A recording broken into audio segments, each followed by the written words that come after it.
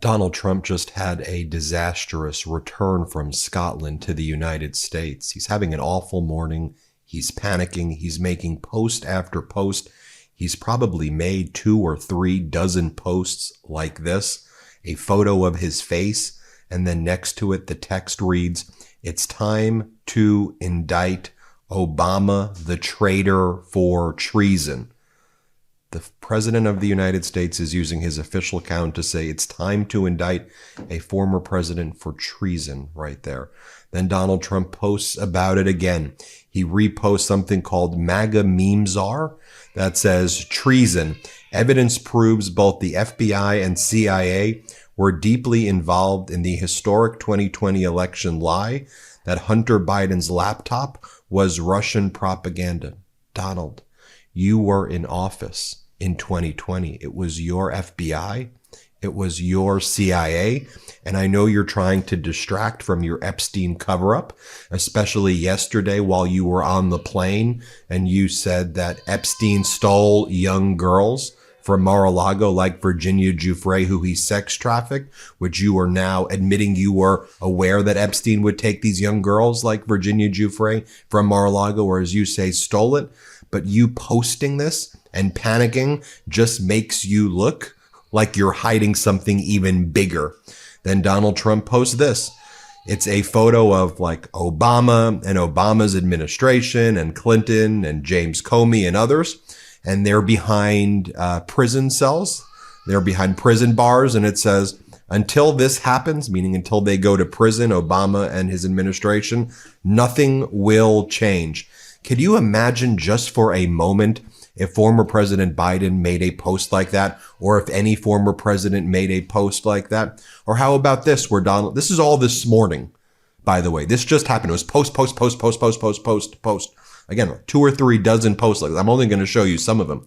Then Donald Trump reposts a QAnon account called Spiritual Street Fighter 17. And then it's a photo of him and it says, "Be the calm in the storm. We knew this day would come." By the way, that's all QAnon slogans right there. And what that means, the storm, and remember all the other posts that he made, is when there will be public executions on Capitol Hill of his political rivals. That's what QAnon says, that Trump will kill all of them on live TV for their involvement in a secret pedo cabal, which now we know Donald Trump is covering up. We always knew it, is covering up for the cabal. GOP stands for Guardians of the Pedos. And then Donald Trump reposts another account, Katie, WWG1WGA, and that means where we go one, we go all, another major slogan of the QAnon death cult that talks about Trump conducting public executions, killing his political rivals on Capitol Hill, beheading them on live TV, and executing them in other gruesome ways on live TV. And then it says, "We, the people, love President Trump, WWG1WGA. Now, it's not a coincidence that Donald Trump keeps posting QAnon stuff over and over again, because the QAnon cult is all about Trump's finding the secret Democrat pedo cabal.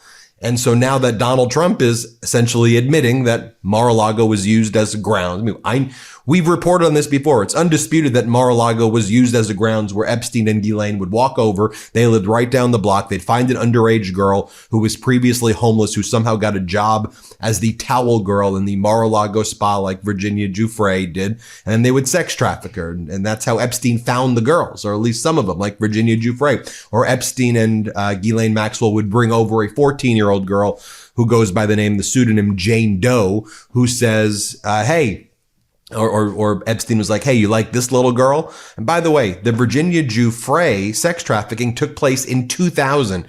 In 2002, Donald Trump said Epstein's a great guy who likes women on the younger side. Donald Trump then posts this photo of Abraham Lincoln. And then this is what Donald Trump's reposting. He says, "Sanctuary city mayors are defying federal law. They are insurrectionists, just like the Southern governors during the Civil War. President Trump should declare martial law in those cities, arrest the mayors, appoint military governors, and restore the rule of law just like I did. This is a repost. Everything I'm showing you, Donald Trump posted this morning. Donald Trump posts, Joe Biden's presidency was the biggest scam in the U.S. history. Donald Trump posts another photo, treason.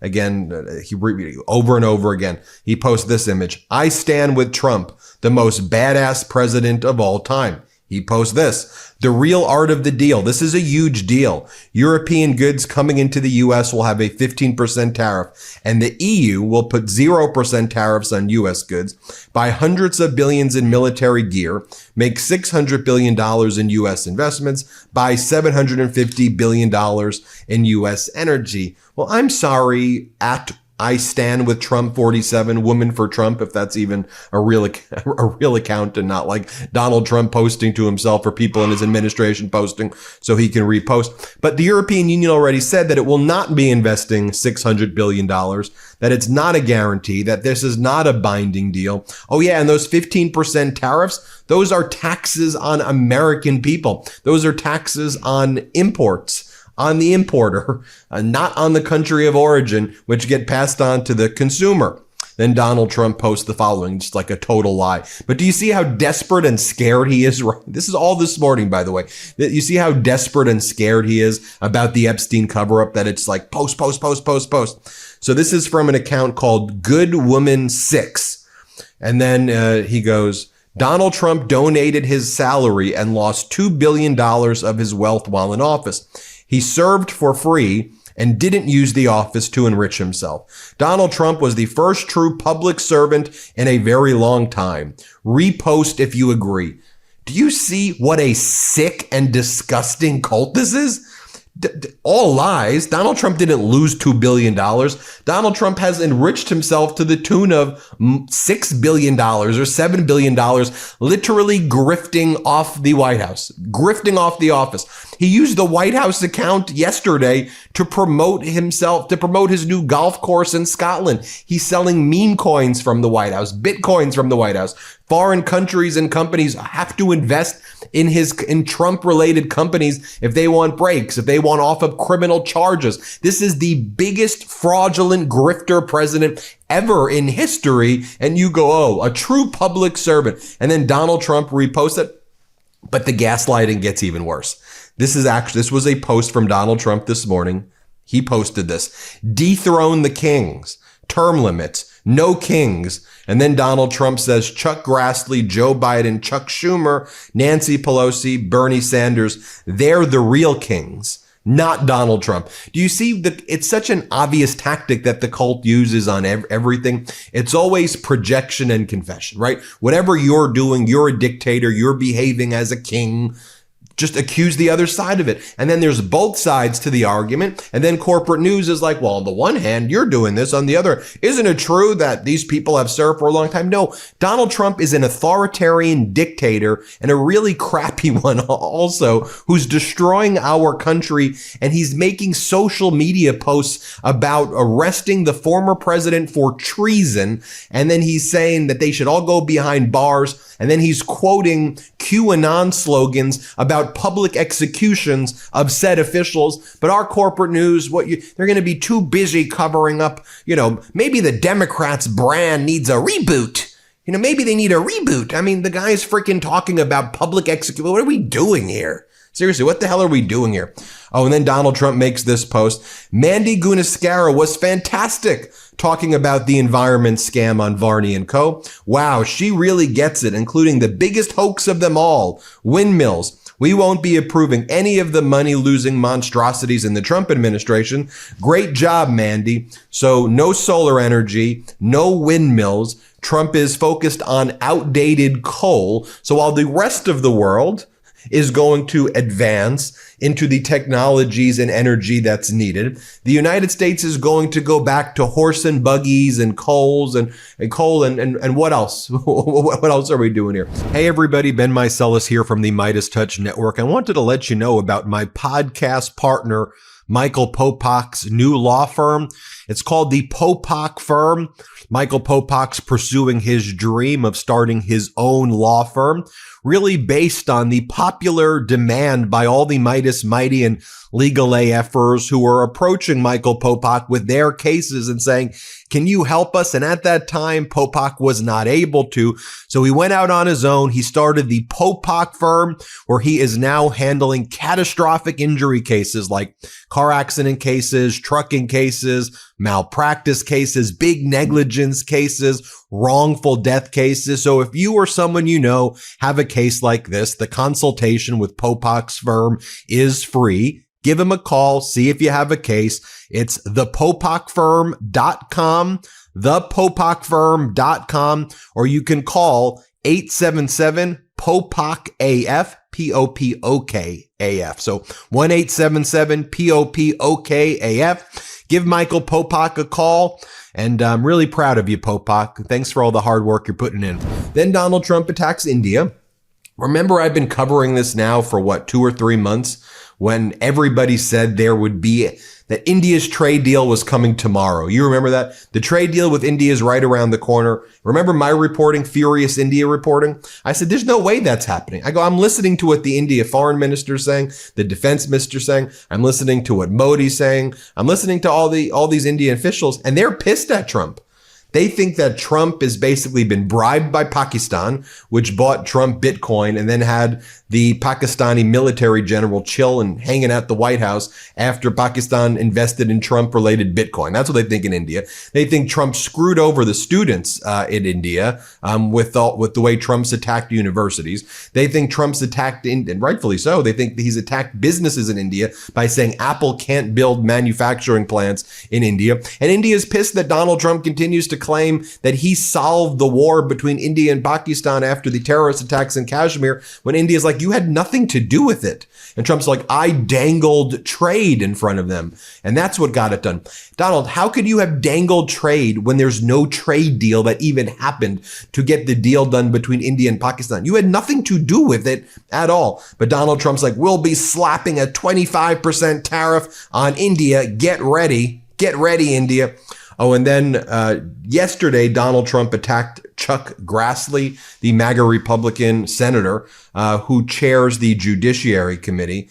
And Chuck Grassley moments ago just responded on in the Senate committee, and he goes, I was surprised. He's 90 years old, this guy. He's like, I was surprised to see Trump go after me. That's not like his behavior. Why would you be so mean for? Oh, really, Chuck Grassley? That's not Trump's behavior. He's posting about killing the former presidents of the United States on social media, but you're shocked that he's acting a little mean to you, huh? Here, play this clip. Last night, I was surprised to see President Trump on Truth Social go after me and Senate Republicans over what we call the blue slip. Now, to people in the real America, not here in this Washington, D.C., an island surrounded by reality, the people in real America don't care about what the blue slip is, but in fact, it impacts in their states the district judges who serve their communities and the U.S. attorneys who ensure the law and order is enforced. I was offended by what the president said, and I'm disappointed that it would result in personal insults. By the way, here's Don Jr. And his new girlfriend, Anna Moneymaker. You see them right there. And then you have these MAGA Republican Congress members, one by one, going on various morning shows today. Like here we have MAGA Republican Congress member Burleson, and he's asked, why is Donald Trump considering to pardon a convicted sex trafficker? And Ghislaine Maxwell, and Burleson's like, I just think he's keeping his powder dry. Here, play this clip. And as you know, Congressman, she's currently serving a 20-year prison sentence for participating in the sexual assault cases against these young girls who are working down there. The president has not ruled out a pardon for Maxwell. Why isn't the president explicitly saying he won't pardon a convicted sex trafficker? I think he's keeping his powder dry. I mean, a lot of times when we're asked questions on the spot, having not had the opportunity to fully vet them, you're the safe place is to keep your powder dry. And so I think that in general, and if you're asking my opinion, I don't think that pardoning her is even remotely something that should be thought about. I think that if she's able to bring forward truth and bring forward information that might be able to benefit the lives and help some healing occur for some of these young victims, there's things outside of a pardon I think that that should be considered. All right, Congressman. Okay, and Wolf Blitzer says, well, Donald Trump said that Epstein would steal the underage girls from Mar-a-Lago and then sex traffic them. Like, what do you think about those comments? And then Burleson's like, well, he didn't go to the island.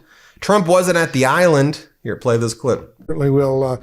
The President Trump said yesterday, I should say, that Epstein, quote, stole young women who worked as employees in his Mar-a-Lago spa down in Florida, including one of the most well-known Epstein accusers, Virginia Giuffre, who died earlier this year by suicide. What's your reaction to Trump's comments? Yeah, I think that, Trump did not visit Epstein Island. I take him at his word for that. I think that he's trying to make sure that the files are released in a proper way. I think that what he's also, having to deal with is the fact that some people in his administration overpromised without knowing exactly what was available to them when it came to releasing the files and not knowing where the status of the investigation truly was. And so I think he's having to handle that situation delicately. So I believe that at the end of the day, the goal is to get these files released without harming the victims, and I think that that's a shared goal that we all have. Congressman Burleson, let me explain it to you. Trump was the island, okay? It was Palm Beach. Trump didn't have to go to the island because it was happening at Mar-a-Lago.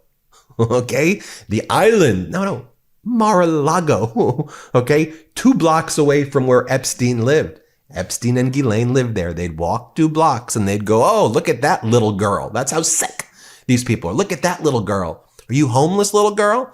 Oh, you're working at the spa? And then they would sex traffic her. That's what happened with Virginia Giuffre. They'd bring over a little girl, 14 years old, to Trump. You like this one? You like this one? They'd have Trump go to the office, listen to the stories of Maria Farmer and her sister Annie Farmer. Trump would look at these girls up and down, and then Epstein would say, no, that's not yours. Go in the other room, Donald. Go in the other room. Donald Trump would have the events at Mar-a-Lago with just him and Epstein and 30 girls of indeterminate age. What do you think was happening at those events, Burleson? What do you think went down? Patty cake bakers? What do you think was happening at those events when it was Trump, Epstein, and 30 girls that they would fly in from different places of indeterminate age and say that they would give them modeling contracts and that they were going to be VIP modeling?